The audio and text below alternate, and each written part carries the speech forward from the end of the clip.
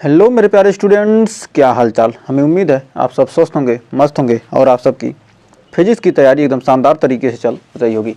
तो UP board 2025 exam के लिए क्लास 12 के फिजिक्स 6 मार्च की तैयारी के लिए बहुत ही शानदार तरीके से हम संपूर्ण फिजिक्स को कर रहे हैं। 3 और 5 अंक के पूछे जाने वाले क्वेश्चन का खात्मा करने वाले हैं। इससे आपको 40 से 50 नंबर मिल जाने वाले हैं बस इसी क्लास से। तो हमने इसका फर्स्ट पार्ट कंप्लीट कर चुका है, तो उसको प्लेलिस्ट में विजिट करके देख लीजिए। इसके बाद सेकंड पार्ट करने वाले हैं, डेरिवेशन और न्यूमेरिकल के साथ लेकर हाजिर हैं। तो आइए शुरुआत करते हैं क्वेश्चन की। तो देखिए, बहुत ही शानदार क्वेश्चन कर रहा है।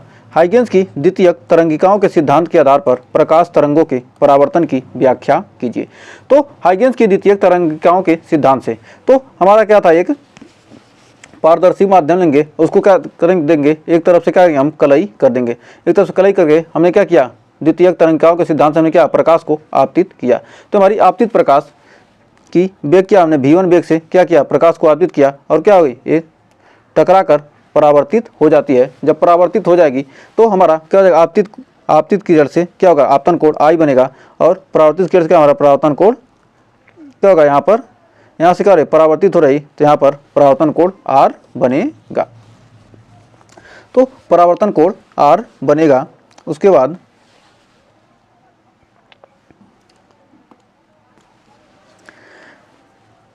और माध्यम एक ही है। जब माध्यम एक ही है तो प्रकाश का वेग भी क्या होगा, एक ही होगा। तो जिस वेग से आएगी उसी वेग से वापस लौट जाएगी उसी माध्यम में।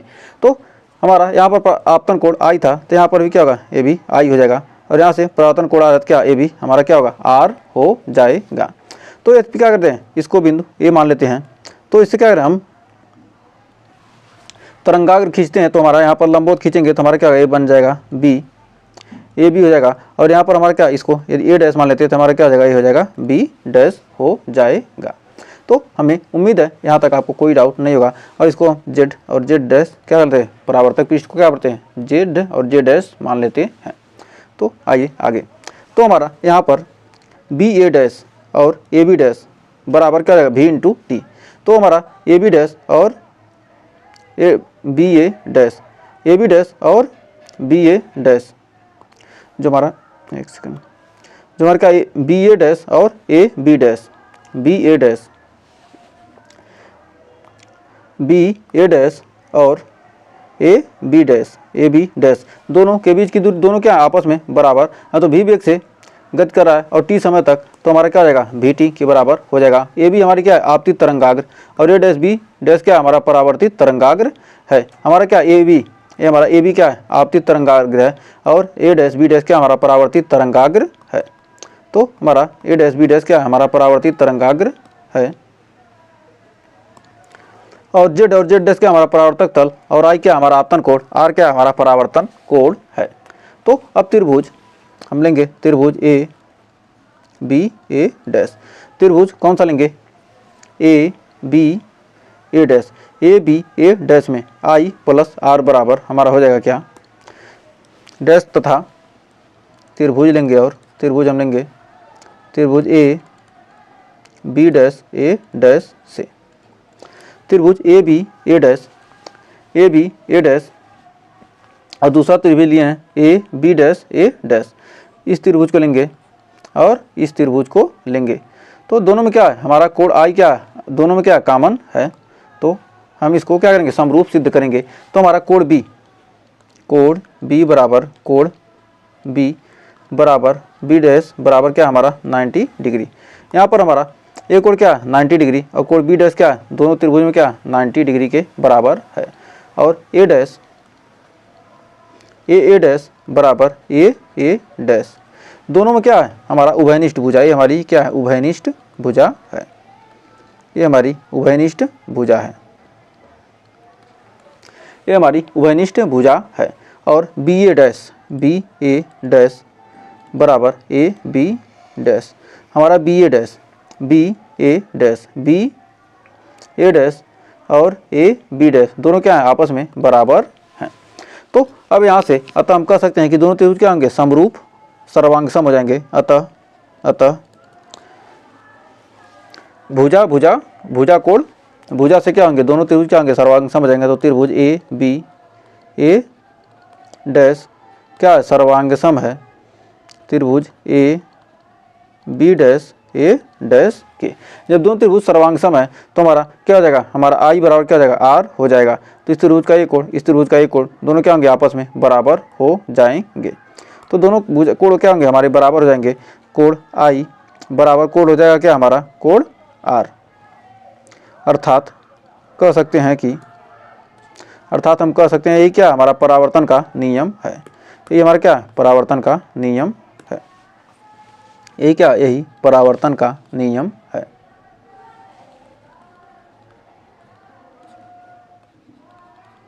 यही परावर्तन का हमारा क्या नियम है। तो एक बार और समझ लेते हैं। तो हमने क्या किया, हाइगेंस की द्वितीयक तरंगिकाओं के सिद्धांत के आधार पर प्रकाश तरंगों के परावर्तन की व्याख्या करनी है।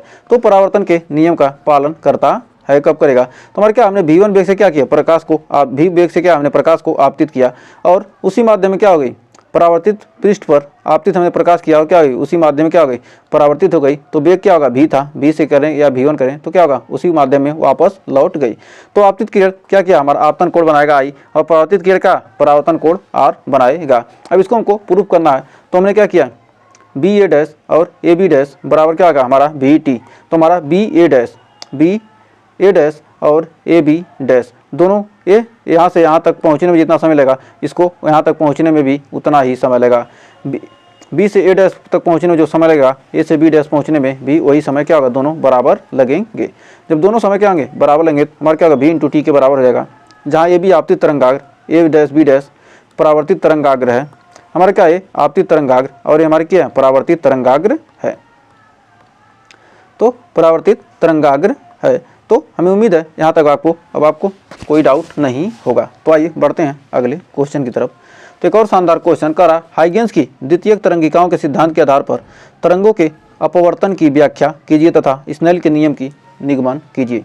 तो हमको क्या करना है, अब यहाँ तक हमने क्या पिछले में परावर्तित तरंगाग्र की व्याख्या की थी। अब हाइगेंस की द्वितीयक सिद्धांत तरंगिकाओं के सिद्धांत से हमें क्या करना, अपवर्तन, और पिछले में हमने क्या किया, परावर्तन को देखा था। तो हमने क्या किया, प्रकाश को आपतित किया, v1 वेग से क्या हो गई, प्रकाश आई, और क्या हो गई, प्रकाश v2 वेग से क्या हो गई, परावर्तित हो जाती है। तो हमारे क्या, एक परावर्तित पृष्ठ लेते हैं, परावर्तक पृष्ठ में क्या हमने v1 वेग से क्या प्रकाश को आपतित किया। तो इस पर हमने क्या किया, यहाँ से यहाँ पर क्या हमने एक अभिलंब खींच लिया और इसको हमने क्या किया, यहाँ पर लंब डाला। तो हमारा ए बिंदु ए हो गया और ये हमारा बिंदु बी हो गया। तो हमारा क्या आपतित तरंगाग्र है और हमारा क्या है, परावर्तित तरंगाग्र ए डैश और बी डैश हो जाएगा। अब यहाँ पर हमारा क्या है, आपतन कोण आई है और यहाँ पर ये भी क्या हो जाएगा, हमारा ए आई है तो ये भी आई हो जाएगा। और परावर्तन कोण हमारा आर है तो ये भी हमारा क्या हो जाएगा, आर हो जाएगा। तो हमें उम्मीद है यहाँ तक कोई डाउट नहीं होगा। तो हमारा ए डैश बी बराबर हमारा ए डैश बी बराबर हमारा ए डैश बी बराबर हमारा क्या होगा, वी वन इंटू टी और हमारा v1 इंटू टी, और फिर हमारा क्या हो जाएगा, हमारा ए बी डैश बराबर हमारा ए बी डैश बराबर हमारा हो जाएगा v2 इंटू टी। तो हमारा ए डैश बी बराबर क्या, v1 टी, और ए बी डैश बराबर क्या होगा, हमारा v2 इंटू टी हो जाएगा। अब त्रिभुज ए बी ए डैश में, त्रिभुज ए बी ए डैश में इस त्रिभुज को लेंगे। अब हम क्या करेंगे, इस त्रिभुज को लेंगे। तो आइए देखते हैं, त्रिभुज ए बी ए डैश में, त्रिभुज ए बी ए डैश में। तो त्रिभुज ए बी ए डैश में हमारा साइन आई बराबर हो जाएगा, साइन आई बराबर होता है कितना, ए डैश बी बटे ए डैश। तो साइन थीटा क्या हमारा लंब बटे कड़ होता है। तो साइन थीटा क्या हमारा लंब बटे कड़, तो लंब ए हो जाएगा और कड़ हमारा ए हो जाएगा। तो हमारा ए डैश बी बटे ए डैश, तो हमारा ए डैश बी हमारा क्या हमने निकाला क्या, v1 इंटू टी, और हमारा ए डैश वैसे ही रहेगा। तो हमारा इसको मान लेते हैं समीकरण नंबर 1, पुनः त्रिभुज ए डैश बी में। अब नीचे वाला त्रिभुज लेंगे ए डैश बी में, इस त्रिभुज को लेंगे। अब इस त्रिभुज को लेंगे तब हमारा हो जाएगा साइन आर बराबर से साइन आर बराबर यहाँ लिखेंगे साइन आर बराबर साइन थीटा बराबर लंब बटे कर्ण। तो हमारा लंब कितना है ए बी डैश और कर्ण कितना हमारा ए डैश। तो हमारा ए बी डैश बटे हमारा हो जाएगा कितना ए डैश बराबर हमारा हो जाएगा V2 इंटू टी बटे हमारा हो जाएगा ए इंटू ए डैश। हो जाएगा हमारा समीकरण नंबर 2। अब समीकरण नंबर 2 हमारा हो गया। तो अब आइए आगे देखते हैं। तो समीकरण नंबर 2 हो गया। अब समीकरण 1 भागा 2 से समीकरण 1 में क्या करेंगे समीकरण 2 से भाग देंगे। समीकरण 1 भागा समीकरण 2 से। अब समीकरण 1 में समीकरण 2 से भाग देंगे क्या हमारा साइन आई बटे साइन आर बराबर हमारा हो जाएगा V1 बटे टी बटे ए डैश बटे V2 इंटू टी बटे ए डैश। ए डैश से हमारा क्या होगा ए डैश से ए डैश कट जाएगा हमारा निकल के आ जाएगा। टी से टी हमारा क्या हो जाएगा कट जाएगा V1 बटे V2 हमारा आ जाएगा साइन आई बटे साइन आर बराबर हमारा जाएगा V1 बटे V2। तो साइन आई अपन साइन आर बराबर V1 बटे V2 इसी को लिखते हैं हमारा क्या 1n2। और यही हमारा क्या स्नेल का नियम है। यही क्या हमारा स्नेल का नियम है। स्नेल का नियम है। तो हमें उम्मीद है यहाँ तक आपको कोई डाउट नहीं होगा। और कहा क्या था यहाँ पर कहा था कि क्या कीजिए स्नेल के नियम का निगमन कीजिए या अपवर्तन की व्याख्या कीजिए। तो हमने स्नेल का नियम निकाल दिया क्या अपवर्तन की व्याख्या हमारी हो गई। तो उम्मीद है यहाँ तक आपको कोई डाउट नहीं होगा और ये क्वेश्चन अच्छे से क्लियर हो गया होगा। तो ये आपके बोर्ड एग्जाम में 5 नंबर में पूछा जा सकता है। तो आइए शुरुआत करते हैं अगले क्वेश्चन की।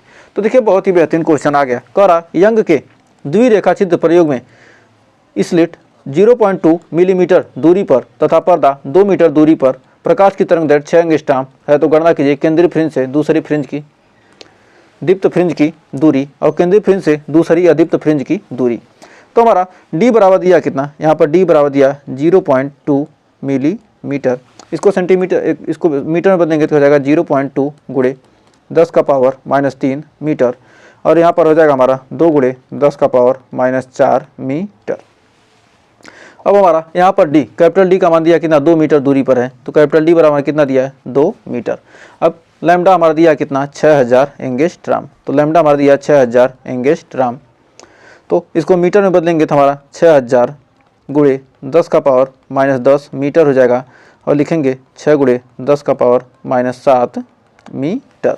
तो हमारा यहाँ पर लैम्डा का मान निकल कर आ गया। अब पूछ रहा है क्या केंद्रीय फ्रिंज से दूसरी दीप्त फ्रिंज की दूरी। यानी हमारा पहला हल करेंगे तो हमारा यम बराबर होता है कितना यम डी लैम्डा बटे डी यम डी लैम्डा अपान डी। तो कह रहा है केंद्रीय फ्रिंज से दूसरी दीप्त फ्रिंज के लिए ये हमारा सूत्र है। किसके लिए ये हमारा दीप्त के लिए है। तो दूसरी दीप्त फ्रिंज के लिए पूछ रहा है। तो हमारा क्या है दीप्त फ्रिंज के लिए है दीप्त फ्रिंज। तो दूसरी कह रहा तो यानी हम निकालेंगे क्या यहाँ से x2 निकालेंगे तो हमारा यम का मान कितना हो जाएगा 2 हो जाएगा। और d का मान कितना है 2 गुणे हमारा क्या d का मान कितना है 2 मीटर दिया है। और लैम्डा का मान 6 गुणे 10 का पावर -7। तो लिखेंगे 6 गुणे 10 का पावर -7 बटे कैपिटल D का मान स्मॉल d का मान हमारा कितना है 2 गुणे 10 का पावर -4। 1 2 से 1 2 कट गया यानी 6 दूनी 12 गुणे हमारा हो जाएगा 10 का पावर -7 गुणे 10 का पावर 4। तो 7 में 4 जाएगा -7 में +4 जोड़ेंगे तो हमारा क्या -3 हो जाएगा। तो 12 गुणे 10 का पावर -3 कितना हो जाएगा मीटर हो जाएगा। और इसी को लिख सकते हैं 12 मिलीमीटर। तो हमारा यम का मान निकल के आ गया कितना 12 मिलीमीटर। यही हमारा क्या होगा एक आंसर आ गया। अब हमारा कह क्या रहा है अब दूसरा कह रहा है केंद्रीय फ्रिंज से दूसरी अदीप्त फ्रिंज की। अब दूसरी अदीप्त फ्रिंज के लिए आइए फार्मूला का यूज करते हैं। तो अदीप्त फ्रिंज के लिए हमारा होता है फार्मूला बहुत ही बेहतरीन फार्मूला होता है। तो आइए उस फार्मूले को देखते हैं। सेकंड तो कह रहा हमारा अदीप्त फ्रिंज के लिए हमारा दूसरे का हल करेंगे तो हमारा यम बराबर हो जाएगा 2m माइनस 1 इंटू डी। तो अदीप्त फ्रिंज के लिए कह रहा है अपान 2d होता है। तो हमारा x डैश 2 बराबर हो जाएगा 3d लैम्डा अपान, यहाँ पर लैम्डा छूट गया, 3d 2m, m का मान क्या हमने 2 रख दिया, तो 2 दूनी 4 में से गया क्या 3d लैम्डा अपान 2d, 3d लैम्डा अपान 2d। तो हमारा 3 इंटू कैपिटल डी का मान कितना है हमारा 2, लैम्डा, लैम्डा का मान 6 गुणे 10 का पावर माइनस 7 बटे 2 गुणे डी का मान अब कितना है 2 गुणे 10 का पावर माइनस 4। तो यहाँ से हमारा 2 से 2 कट जाएगा और 2 3 है कितना जाएगा हमारा 6 और 3 तरीका हो जाएगा 9 और हमारा ऊपर जाएगा कितना होगा 10 का पावर माइनस 3, यानी 9 गुणे 10 का पावर माइनस 3 मीटर। और इसको क्या करेंगे हम सेंटीमीटर मिलीमीटर में बदलेंगे तो हमारा कितना जाएगा 9 मिलीमीटर। तो हमारा 9 मिलीमीटर क्या है हमारा x2 डैश का मान, यानी अदीप्त फ्रिंज की दूरी कितना है 9 मिलीमीटर और दीप्त फ्रिंज की दूरी कितना है 12 मिलीमीटर। तो हमें उम्मीद है इस क्वेश्चन में आपको कोई डाउट नहीं होगा और आसानी से आप इस क्वेश्चन के 3 नंबर प्राप्त कर सकते हैं बोर्ड एग्जाम में, यदि आप क्या करेंगे इसको ऐसे पूरा लगा देंगे तो देखिए एक और शानदार क्वेश्चन लेकर हाजिर हैं। तो कह रहा है क्वांटम सिद्धांत या क्वांटम मॉडल के आधार पर प्रकाश वैद्युत प्रभाव की व्याख्या कीजिए तथा प्रकाश वैद्युत समीकरण को व्युत्पादित कीजिए। तो कह रहा मैक्स प्लांक के क्वांटम सिद्धांत के आधार पर हमारा इसका उत्तर लिखेंगे बोर्ड एग्जाम में। कैसे लिखेंगे मैक्स प्लांक के क्वांटम सिद्धांत के आधार पर प्रकाश ऊर्जा के छोटे छोटे बंडलों व पैकेटों के रूप में चलता है जिसे फोटान या क्वांटा कहते हैं। जो हमारा प्रकाश है ऊर्जा के क्या होते हैं छोटे छोटे बंडलों तथा पैकेटों के रूप में क्या होता है चलता है जिसे फोटान या क्वांटा कहते हैं।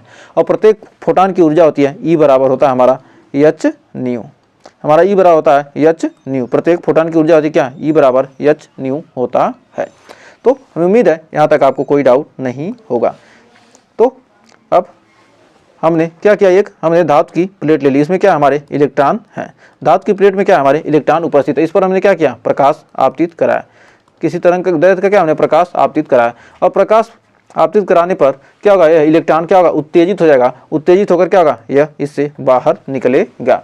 तो मैक्स प्लांक ने क्वांटम सिद्धांत के आधार पर आइंस्टीन ने बताया कि आपतित प्रकाश का कोई एक फोटान अपनी ऊर्जा धातु के भीतर किसी एक इलेक्ट्रॉन को देता है। जब हमने क्या किया प्रकाश को आपतित किया तो किसी एक इलेक्ट्रॉन को क्या करेगा वह ऊर्जा दे देगा। जब किसी एक इलेक्ट्रॉन को ऊर्जा दे देगा तो इलेक्ट्रॉन क्या होगा उत्तेजित होकर क्या होगा बाहर निकलना चाहेगा, तो वह इलेक्ट्रॉन क्या होता है बाहर निकल जाता है। यदि आपको क्या एक झापड़ मार दिया जाए तो आप क्या हो जाएंगे उत्तेजित हो जाते हैं। उसी तरह क्या होता है जब इलेक्ट्रॉन क्या होता है ऊर्जा पाता है तो क्या होता है उत्तेजित होकर तुरंत क्या होता है निकल जाता है। यदि आपको कोई अचानक मार दे तो आप क्या हो जाएंगे उत्तेजित हो जाते हैं और इधर उधर भाग छटपटाने लगते हैं। इस तरह क्या होता है इलेक्ट्रॉन पर जब क्या होती है प्रकाश आपतित होती है तो क्या होती है इलेक्ट्रॉन उससे क्या होगा निकल जाएगा। जब धातु की प्लेट पर क्या हमने इलेक्ट्रॉन को डाला तो क्या होगा प्रकाश निकल जाएगी। और इस इलेक्ट्रॉन की वह कहते हैं वह इलेक्ट्रॉन इस ऊर्जा को क्या करता है दो प्रकार से खर्च करता है।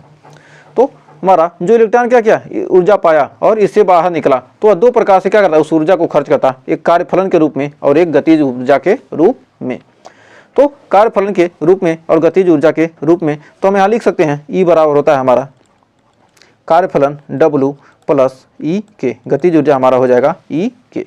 तो हमारा E बराबर क्या होता है h न्यू होता है, E बराबर h न्यू और हमारा W बराबर h न्यू नॉट प्लस हमारा E के होता है। तो हमारा E के बराबर हम निकालते हैं यहाँ से, यदि हम क्या करेंगे गतिज ऊर्जा निकालते हैं तो हमारा हो जाएगा कितना h new minus h new not. तो हमारा E के बराबर h new minus h new not हो जाएगा, एक फार्मूला यहाँ से बन जाएगा किसका गतिज ऊर्जा का। तो हमारा E के बराबर चूँकि हम जानते हैं E के बराबर होता है 1/2 mv max square, 1/2 mv max square. तो हमारे यहाँ से 1/2 mv मैक्सिमम का स्क्वायर बराबर हो जाएगा हमारा h new minus h new not. तो h new minus h new not होता है। तो हमें उम्मीद है यहाँ तक आपको कोई डाउट नहीं होगा। तो हमारा यहाँ से क्या h कॉमन कर लेंगे तो हमारा कितना निकल के आ जाएगा, एक सेकंड इसको थोड़ा सा, अब यहाँ पर हमारा क्या होगा, हमारा हो जाएगा 1/2 यम भी मैक्स स्क्वायर बराबर हमारा हो जाएगा एच न्यू माइनस न्यू नाट एच न्यू माइनस न्यू नाट हो जाएगा। और यहाँ पर हमारा चूँकि हम न्यू बराबर जानते हैं क्या था सी बटे लैम्डा, और हमारा न्यू नाट बराबर हो जाएगा, हमारा न्यू नाट बराबर क्या रहेगा सी बटे लैम्डा नाट। तो हमारा 1/2 यम 1/2 यम भी मैक्स स्क्वायर बराबर हमारा हो जाएगा एच अपान सी बटे लैम्डा माइनस सी बटे लैम्डा नाट। एक फार्मूला यहाँ से ए बन जाएगा। तो यहाँ पर आप लिख सकते हैं 1/2, एक सेकेंड, तो यहाँ पर इसको आप लिख सकते हैं 1/2 यम भी मैक्स स्क्वायर बराबर एच सी इंटू 1 अपान लैम्डा माइनस 1 अपान लैम्डा नाट। तो ये फार्मूला यहाँ से आपका बन जाएगा। तो हमें उम्मीद है यहाँ तक आपको कोई डाउट नहीं होगा। और जो पूछा हमने क्या किया, शानदार तरीके से प्रकाश वैद्युत समीकरण को व्युत्पन्न कर दिया। तो हमारा क्या है, प्रकाश वैद्युत समीकरण है। तो हमें उम्मीद है इस क्वेश्चन में आपको कोई डाउट ना होगा, अच्छे से क्लियर हो गया होगा। तो देखिए एक और शानदार क्वेश्चन आपके एग्जाम के लिए आ चुका है, बहुत ही बेहतरीन क्वेश्चन है। कर पीएन संधि डायोड को अर्ध तरंग दिष्टकारी के रूप में कैसे प्रयुक्त किया जाता है, सरल परिपथ बनाकर इसकी कार्यविधि समझाइए और निवेशी तथा निर्गत वोल्टताओं को तरंग का रूप भी दिखाइए। कर पीएन संधि डायोड को अर्ध तरंग दिष्टकारी के रूप में कैसे प्रयुक्त किया जाता है। तो पीएन संधि डायोड को अर्ध तरंग दिष्टकारी के रूप में कैसे प्रयुक्त किया जाता है। जो हमारा क्या था पीएन संधि डायोड होता है, वह प्रत्यावर्ती धारा को क्या कहता है, दिष्ट धारा में बदलता है, यानी दिष्टकरण, जिसे बदलना क्या कहता है, दिष्टकरण कहलाता है। तो क्या कहते हैं, एसी को डीसी में बदलना क्या कहलाता है, दिष्टकरण कहलाता है। यह उपकरण दिष्टकारी कहलाता है। जो क्या कहता है, यह काम करता है, उसे हम क्या कहते हैं, दिष्टकारी यानी रेक्टिफायर कहते हैं। और पीएन संधि डायोड अग्र अभिनत होने पर धारा के मार्ग में निम्न प्रतिरोध लगाता है तथा उत्क्रम अभिनत होने पर बहुत उच्च प्रतिरोध लगाता है। तो आइए इसकी रचना को देखते हैं। तो एक ऊंचाई ट्रांसफार्मर हमने क्या किया, हमने एक ऊंचाई, तो इसमें क्या होता है, एक हमने क्या कहते हैं, एक ऊंचाई ट्रांसफार्मर लेते हैं। तो ऊंचाई ट्रांसफार्मर प्राथमिक कुंडली में P1 तथा P2 को एक प्रत्यावर्ती वोल्टेज स्रोत से क्या कहते हैं, हम जोड़ देते हैं। तो क्या करते हैं, ऊंचाई ट्रांसफार्मर क्या करता है, वह वोल्टेज क्या करता है, कम करता है। इसमें प्राथमिक में क्या, ऊंचाई ट्रांसफार्मर में प्राथमिक में कम कॉइल और सेकेंडरी में क्या होते हैं, अधिक कॉइल होते हैं। या क्या कहते हैं, यह वोल्टेज को क्या कहता है, कम कर देता है। तो वोल्टेज को क्या कहता है, यह कम कर देता है। तो इसमें ऊंचाई ट्रांसफार्मर लेंगे और उसमें क्या होंगे, P1 और P2, जो P1 P2 को एक प्रत्यावर्ती वोल्टेज स्रोत से क्या कहते हैं, हम जोड़ देते हैं। और इसमें ऊंचाई ट्रांसफार्मर लेंगे। जब ऊंचाई ट्रांसफार्मर लेंगे तो यहाँ पर क्या हमने एक सिरे पर क्या करेंगे, हम डायोड को जोड़ देंगे। तो ये क्या करेंगे, हमारा माइनस वाले सिरे को क्या है, P से जोड़ते हैं और प्लस वाले सिरे को क्या हम N से जोड़ देते हैं। और यहाँ पर क्या निर्गत वोल्टेज हम क्या करते हैं, प्राप्त करते हैं। तो प्रथम आधे चक्र में जब क्या निवेशी जब वोल्टेज हमें क्या किया, AC वोल्टेज देते हैं, तो यह क्या करेगा, निर्गत वोल्टेज को क्या करेगा, हमारा प्रथम अर्धचक्र में क्या यह वोल्टेज देगा और द्वितीय अर्धचक्र में नहीं देगा, फिर तीसरे अर्धचक्र में देगा, फिर चौथे में नहीं देगा, पांचवें में फिर देगा। तो इस पर क्या, यह हाफ वेव रेक्टिफायर का क्या करता है, काम करता है। तो एक डायोड लगाकर हम क्या करते हैं, हाफ वेव रेक्टिफायर बना सकते हैं। तो ये चीज़ यहाँ पर लिखा गया कि एक ऊंचाई ट्रांसफार्मर को प्राथमिक कुंडली के सिरे P1 तथा P2 को एक प्रत्यावर्ती वोल्टेज सोर्स से जोड़ दिया था। हमारा ये P1 और P2 को हम क्या करेंगे, एक सेकेंड, P1 और P2 हमारा क्या है, P1 है और P2, इसको हम क्या करेंगे, प्रत्यावर्ती वोल्टेज स्रोत से क्या करें, जोड़ देते हैं। और द्वितीय कुंडली S1 को Pn डायोड से के P सिरे से जोड़ दिया जाता है और डायोड के N सिरे को लोड प्रतिरोध RL के द्वारा S2 सिरे से जोड़ दिया जाता है। और जिस प्रत्यावर्ती निवेशी वोल्टेज को दिष्ट निर्गत वोल्टेज में बदलना होता है, उसे ऊंचाई ट्रांसफार्मर की प्राथमिक कुंडली से P1 और P2 सिरों के बीच लगाया जाता है और तथा दिष्ट कर निर्गत वोल्टेज लोड RL पर प्राप्त होता है। और क्या होगा, यहाँ पर रेक्टिफायर होकर वोल्टेज हमें क्या होगा, यहाँ पर निर्गत के रूप में प्राप्त होगा। तो यहाँ पर P साइड से S1 को क्या करें, हम P से जोड़ेंगे और S2 को हमारे क्या है, लोड प्रतिरोध RL के साथ हम क्या करेंगे, जोड़ देते हैं, प्लस सिरे से जोड़ देते हैं। और इस पर क्या होता है, हमें निर्गत वोल्टेज प्राप्त हो जाता है। तो हमें उम्मीद है यहाँ तक आपको कोई डाउट नहीं होगा और अच्छे से क्लियर हो गया होगा। तो कार्य कैसे करता है, अब इसको लिखेंगे। प्रत्यावर्ती निवेशी वोल्टेज के पहले अर्धचक्र के दौरान ट्रांसफार्मर की द्वितीय कुंडली का सिरा या संबंध धनात्मक तथा S2 ऋणात्मक होता है। पहले क्या होता है, यह संबंध धनात्मक होगा।